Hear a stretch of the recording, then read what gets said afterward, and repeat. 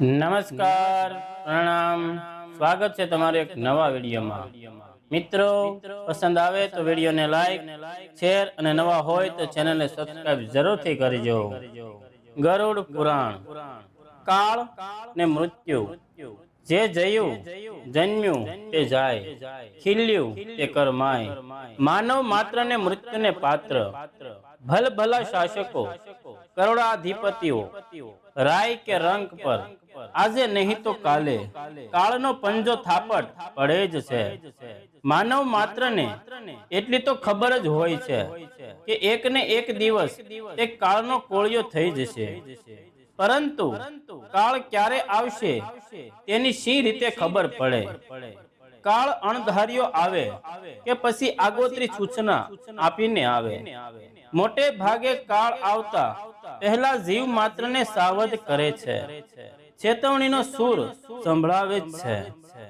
કહે છે કે જેને ગગનમાં અરુંધતીનો તારો દેખાય નહીં તો તેને માનવું કે તેનું મૃત્યુ એક સપ્તાહમાં થશે।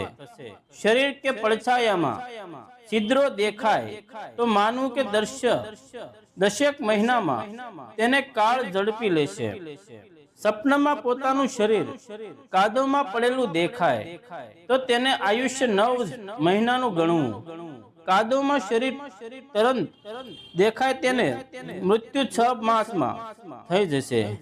જે પોતાને ગધેડા પર સવાર થયેલો જુએ તે 5-6 મહિનામાં મૃત્યુ પામે। પોતાના કાનમાં આંગળી નાખ્યા પછી જો નહીં સંભળાય તો 5-7 દિવસમાં મૃત્યુ સમજવું। મૃત્યુ આવતા પહેલા તે વિવિધ ચેતવણી આપે છે। હે જીવ, જો તે સત્કર્મ ન કર્યા હોય તો હજી એ કરી લે। મરણ પછી પાછળ સગા પુણ્યદાન કરશે એવી ભ્રમણા રાખશો નહીં। હવે પછી સંસારના મોહ માયા છોડીને ઈશ્વર સ્મરણમાં રત થાઓ। સત્કર્મ અને ધર્મ જ તારી સાથે આવશે। કેટલાક માને છે કે યુવાની રંગરેલિયા મનાવવા માટે છે, અત્યારથી પરમાત્માનું રટણ શા માટે કરવું? ઘડપણમાં ગોવિંદ ગાઈશું, પણ જ્યારે ખરેખર ઘડપણ આવે છે ત્યારે શરીર અશક્ત શિથિલ થઈ જાય છે। અંગ ગલિતમ પરિણામે તે પ્રભુ સ્મરણ કે તીર્થયાત્રા કરી શકતો નથી। નિસ્તેજ નેત્રો પ્રભુની મૂર્તિના દર્શન કરી શકતા નથી। કાન બહેરા થતા કથા કીર્તનનું શ્રવણ કરી શકતા નથી। જીભ થોથવાતા પ્રભુની પ્રાર્થના કે સ્તુતિ કરી શકતો નથી। અનેક વ્યાધિથી પીડાતો હોય, પથારીઓમાં પડીને કોઈને આશીષ કે દાન પણ આપી શકતો નથી। હાય હોય કર્યા કરે છે, હરિ શબ્દોચ્ચાર પણ કરી શકતો નથી। જીવનભર તે જે કંઈક કમાયો હોય તે સઘળું ધન, પત્ની, પુત્રો, પુત્રવધુઓ, ભાઈઓ વગેરે આંચકી લીધું હોય છે, અને છતાં તેને મરવું પસંદ નથી, તો પણ કાળનો પંજો તેના પર પડે જ છે। કાળ મનુષ્યને અગાઉથી સાવધ કરે છે। હે માનવી, જાગ, તારો કાળ હું આવું છું। અંતે તો તારું શરીર અગ્નિમાં ભસ્મીભૂત થશે। હજી પણ પોતાને મોતને સુધારવું હોય તો તે કઈ અલ્પાયુ રહ્યું છે તેમાંથી ભગવત ભક્ત કરી લે। દેહમાંથી આત્મા હંસલો ચાલ્યો જતા પત્ની, પુત્રો, ભાઈઓ, સગા વહાલાઓ કહેશે કે આ શબને હવે શમશાન ભેગું કરો। મોડું થશે તો દુર્ગંધ ફેલાશે અને ઠાઠડી પર બાંધીને લઈ ચાલો। ભારે લાગે કહેતા સૌ કહે રામ બોલો ભાઈ રામ। મૃત્યુની ક્ષણ ઘણી વસમી હોય છે। એ વેળા જો પોતે કરેલા સત્કર્મો, દાન પુણ્ય કર્યાનું સ્મરણ રહે, તીર્થમાં કરેલા પ્રભુ દર્શનની ઝાંખી થાય તો જીવને શાંત મળે। પાપ કર્મોથી યાદ આવે તો જીવ ગભરાય છે, ત્યારે ઈશ્વરનું નામ રટણ મોતને સુધારે છે। સુખ છલોછલ હોય, દેહને લાડ લડાવતા હોય, તેના શરીરની એક દિવસ ભસ્મ થવાથી શમશાન તો જ્ઞાન ભૂમિ છે। આપણે કોઈ મૃતદેહને લઈને શમશાન ઘાટ જઈએ ત્યારે મનમાં શમશાન વૈરાગ્ય પેદા થાય છે, પણ તે ઝાઝો વખત ટકતો નથી. ઘરે આવીને પાછા સંસાર ચક્રમાં ફસાઈ જઈએ છીએ. માયા ચારેકોરથી વીંટળાઈ વળે છે. પાપી યમપુરીમાં જતા ખૂબ પસ્તાય છે. અરે રે, મેં જીવનભર કંઈ પણ સદધર્મ પૂર્ણ કર્યા નહીં. અંતે યમપુરીમાં ચિત્કારો રંડાળો કરતા પાપોની સજા ભોગવે છે. મનુષ્ય માત્ર ચાલશે, ફાવશે, ગમશે, ફાવશે નું સૂત્ર અમલમાં મૂકે તો પૃથ્વી પર કે યમલોકમાં ક્યારેય પણ અશાંતિ, અસંતોષ, દુઃખ, યાતના ભોગવવા ન પડે. કાળનો પંજો ક્રૂર હોવાનું કહેવાય છે, પણ કાળ તો ભગવાન શ્રી કૃષ્ણની વિભૂતિ છે. કાળને ઘાતકી સી રીતે કહેવાય? તે તો અગાઉથી ચેતવણી આપે જ છે. શારીરિક તકલીફોના અનેક ઉપાયો છે, પણ કાળને રોકવાનો કોઈ ઉપાય નથી. જે વ્યક્તિ નિત્ય નિયમપૂર્વક પ્રભુ પૂજા ભક્તિ કરે તેને માટે કાળ આવતો નથી. સંસારને અસાર કહ્યો છે તે કષ્ટપ્રદ અને મોહમાં નાખે છે. કોણ કોનો પિતા, કોણ પુત્ર, કોની પત્ની, કોની માતા, વળી આ ઘર કોનું, ધન સંપત્તિ કોની, આ બધા કોઈ કોઈના નહીં હોવા છતાંય એ મનુષ્યના મનમાં સંસારની અસારતા લાગતી નથી. મોહ માયા વળગતો છૂટતા નથી. અંતે કાળ આવીને જોરદાર ધક્કો મારીને મનુષ્યને આ બધામાંથી પળવારમાં મુક્ત કરી દેશે. સુંદર ભરાવદાર દેહ, સુંદરીનો દેહ પણ હાડકા, માંસ, ત્વચા અને લોહીનો જ બનેલો હોય છે. તેના પર મોહ, મમતા કે સ્ત્રી પુત્રાદિમાંથી મનને હટાવી લો. પાણીના પરપોટા જેવો ક્ષણભંગોર સંસાર છે, એમનું કંઈ પણ કાયમી નથી. માટે જ પ્રભુ સ્મરણ ભક્તિમાં જીવન ગાળવું જોઈએ.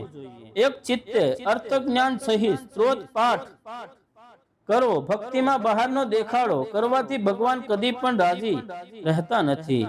પરમાત્માની પ્રાપ્તિ માટે દુઃખો, સંકટો સહન કરો તો યમદેવ દુઃખ આપતા નથી. જન્મ, જરા આદિ વ્યાધિના દુઃખોને વારંવાર યાદ કરશો તો પાપમાંથી મુક્તિ મળશે અને સંસાર પ્રત્યે વૈરાગ્ય આવશે. શ્રી કૃષ્ણ શરણમ મમ નું રટણ કરતા કરતા દેહ છૂટે તેને મૃત્યુ નહીં પણ પ્રયાણ કહે છે. નામ તેનો નાશ. માટે દેહનું કલ્યાણ કરવા માટે પ્રભુને ભજો અને તેને શરણે જાઓ. મોહ માયા પ્રમાદને ત્યારને તે ભગવાનના શરણમાં જાય છે. તેનું કદી અમંગલ થતું નથી. જીવન સાર્થક થાય છે. મનુષ્ય માત્ર જીવન સુધારવા માટે શ્રી વિષ્ણુ ભગવાનનું નામ સ્મરણ સ્તુતિ ત્રિકાળ કરવી જોઈએ. સવાર, બપોર ને રાત્રિ સુતી વેળાએ આખો દિવસ યથાકાક્ષ પણ નામ રટણ ચાલુ રાખવું તો અંતકાળે પણ સ્તુતિ રટણ ચાલુ જ રહે છે. પાપાચરણ કરીને ભૌતિક સુખો મેળવનાર વૈભવ ભોગવતા આનંદ મેળવે છે, પણ અંતે યમપુરીમાં સજા મળતા સોધાર આંસુએ રડે છે. શુભ અશુભ કર્મ સારું ખોટું થવાનું સૂચવે છે. મનુષ્ય માત્ર માનનો ભૂખ્યો હોય છે. સૌને કીર્તિ, કેરા, કોટડા, ચળવા, માનપત્રો, ચંદ્રકો મૃત્યુ વેળાએ અહીં જ મૂકી જવાના છે. જેને ભગવાન સમાનને તેને મૃત્યુ મંગલકારી બને છે. પુત્ર પુવન માંથી મુક્તિ આપતો હોય તો અનેક પિતાઓને સદગતિ પ્રાપ્ત થઈ હોય. પિતા એવી આશા ન રાખે કે પુત્ર શ્રાદ્ધ કરશે ને હું સંસાર સાગર તરી જઈશ. હા, શ્રાદ્ધ કરવાથી જીવ સારી યોનિમાં જાય છે. ખરો, શ્રાદ્ધ પિતૃઓ પ્રસન્ન થઈને આશીર્વાદ આપે છે. પિંડદાન એટલે શું? પિંડ એટલે શરીર.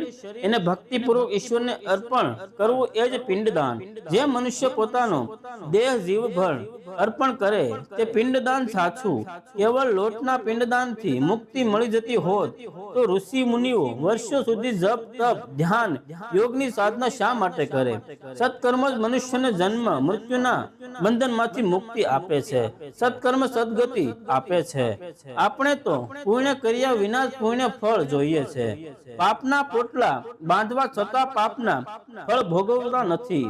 સારા કે નબળા કર્મોનું ફળ પોતે જ ભોગવવું પડે છે. કહેવત છે, ખરો તેવું પામો ને વાવો તેવું લણો. બાવળ વાવીએ તો તેના પર ગુલાબના સુંદર ફૂલો ખીલે ખરા? સત્કર્મ વિના ભોજન કરનાર પાપ ખાય છે. શ્રાદ્ધથી મુક્તિ મળે નહીં, પણ ભગવાન કથાના શ્રવણથી મોક્ષ મળે. મૃત્યુ પછી ભાગવત સપ્તાહ થાય, તેનો શું અર્થ? જીવતા જ ભાગવતમય જીવન જીવો તે કલ્યાણકારી થાય છે. મૃત્યુ વેળાએ દશરથ રાજા રામ નું રટણ કરતા હતા, તેથી તેમનું મરણ મંગલકારી થયું. મનુષ્ય લગ્નની તૈયારી કરે છે, પણ ઓચિંતું આવનારું મૃત્યુને આવકારવાની તૈયારી કરતો નથી. મૃત્યુ બાદ મુક્તિ આત્માને કે મનને મળે છે. જેને બંધન હોય તેને જ મુક્તિ મળે. આત્માને કશાયનું બંધન નથી હોતું. આત્માને પરમાત્મા એક જ છે. જે વ્યાપક ચેતન છે તે જ પરમાત્મા. આત્મા કદાપી મૃત્યુ પામતો નથી. શરીર પળે પળે મૃત્યુ પામે છે. મૃત્યુ એટલે પ્રભુને જીવનનો હિસાબ આપવાનો દિવસ. ધર્મરાજા દરબારમાં જીવનમાં પાપ પુણ્યનો હિસાબ આપવામાં આવે ત્યારે જીભ લોચા વળે છે. માટે જીવનની કિતાબ ચોકથી રાખજો. કામ પર વિજય મેળવે તે કાળ પર વિજય મેળવે. ભીષ્મ પિતામહ કાળને સંભાવી દીધો હતો. પરમાત્માના નામ રટણથી પ્રારબ્ધ નાશ પામે.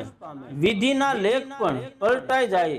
શરીરથી આત્મા છૂટે છે ત્યારે સંસાર, સંપત્તિ, મહેલ, ઘરબાર બધું જ અહીં છોડીને ખાલી હાથે જવાનું છે. સંતોષની પૂર્ણ તિથિઓ ઉજવાય, જન્મ દિવસ નહીં. શ્રી રામ અને શ્રી કૃષ્ણની જન્મ જયંતિ ઉજવાય. ભીષ્મ પિતામહ બાણશૈયા પર વિચરતા હતા કે હું કાળને આધીન નથી, હું તો પ્રભુનો સેવક છું. તેથી સ્વયં ભગવાન લેવા આવશે ત્યારે જ આવીશ. ભીષ્મ કામ પર વિજય મેળવ્યો હતો, તેથી કાળને આધીન નહોતા. કામને આધીન તે કાળને આધીન. કામ વિજેતા ભીષ્મની પ્રાર્થના ફળી. ભીષ્મના મૃત્યુના મહોત્સવ વેળા ભગવાન શ્રી કૃષ્ણે દ્વારકા જતી વખતે ખાસ હાજરી આપી હતી. જે મનુષ્ય જીવનમાં અંતિમ શ્વાસ પર્યંત ભક્તિ કરે, રામકૃષ્ણ નારાયણને સ્મરણ, તેની સદગતિ થાય. નામ જપનો મહિમા મોટો છે. નામ રટણથી ભવસાગર તરી શકાય. વાલ્મીકીએ રામ નામને બદલે મરાનું રટણ કર્યું તો પ્રભુ પ્રસન્ન થયા. અજામિલે પોતાના પુત્રને બોલાવવા અંતિમ ઘડીએ નારાયણના નામનો ઉચ્ચાર કર્યો હતો. તેના તો પાપો ધોવાઈ ગયા ને સદગતિ થઈ. જે પ્રભુને માટે જીવે ને પરમાત્મા માટે મરે, તેનું મૃત્યુ મંગલમય બને. ક્ષણ ભંગુર કાયા પર મોહ માયા શું રાખવી? કાચના વાસણ પેઠે કાયા ફૂટી જશે, ત્યારે ફરી સાંધાશે પણ નહીં. સત્કર્મોની કદી સમાપ્તિ હોતી નથી. છેલ્લા શ્વાસ પર્યંત શ્રી કૃષ્ણ વિષ્ણુ ભગવાનનું સ્મરણ કીર્તન, શ્રી કૃષ્ણ શરણમ મમ રટતા રહેવું. સત્ય યુગમાં શ્રી કૃષ્ણ ભગવાનનું ધ્યાન, દ્વાપર યુગમાં સેવા પૂજા, કળયુગમાં હરિ કીર્તન કરવાથી મુક્તિ મળે છે. ભાગવત વાંચો, સાંભળો, ગરુડ પુરાણ વાંચો અને તેનો બોધ લેશો તો તમારું સર્વ મંગળ થઈ જશે. ભક્તિના પ્રતાપે મીરાબાઈ દ્વારકાધીશમાં અને ગૌરાંગ પ્રભુ સદે જગદીશ પ્રભુમાં સમાયાને અમર થયા. પરીક્ષિત રાજા અને સુખદેવજી અમર થયા.